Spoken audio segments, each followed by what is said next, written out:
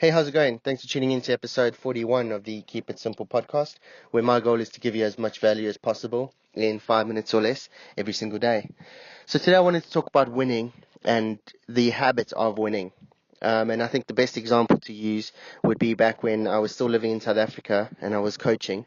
And I took a team that had been defeated every single game for the first half of the year to being undefeated the second half of the year.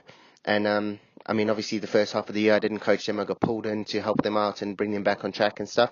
And second half they won every game. And the process that we used in order to then win.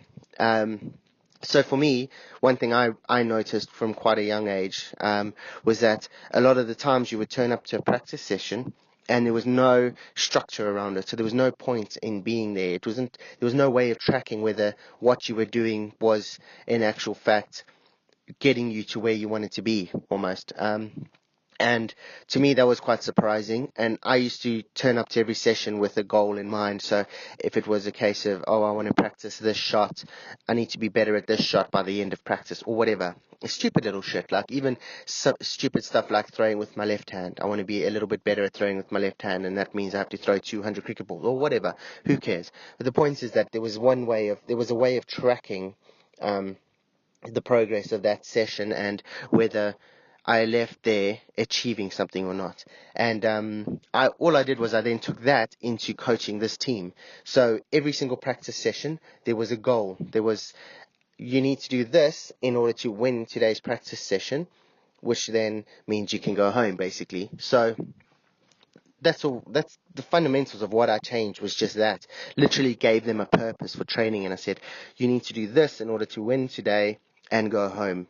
And also give them the big term picture of, if you're better at this, winning becomes a lot easier in the long term and stuff. The point is, I'm not trying to teach you how to fucking coach a cricket team. I'm trying to relay this into real life. So I've been stuttering on for 2 minutes now talking about fucking cricket, which is bullshit. But anyway, the point is that we then strung 5 wins in a row that week in order to then win the Saturday. So there was 5 wins already accomplished, and then by the time you got to Saturday, winning was already almost ingrained in you. I know 5 days is not that much really, but it is quite a lot when you haven't won a single fucking game all season. So all we did was we won 5 days, and then all of a sudden day 6 came around and winning was almost a habit, in air quotes. So they won that game. And then the next, Sunday you rest, Monday you win, Tuesday you win, Wednesday you win, Thursday win, Friday win, Saturday game day, big day, air quotes again, fucking win, job done. And you repeat the process. And then by the time the end of the season came, it was 4 months, which is probably 100 days or so of winning.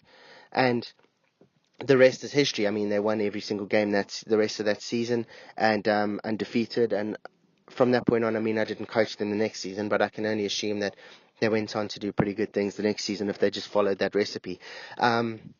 Point is, how do you then bring this back into normal day life? So I think every day wake up and have a purpose. So wake up and say, in order for me to win today, I need to do this. And I've used this example before, but let's say today your goal is something as simple as, I need to do 10,000 steps.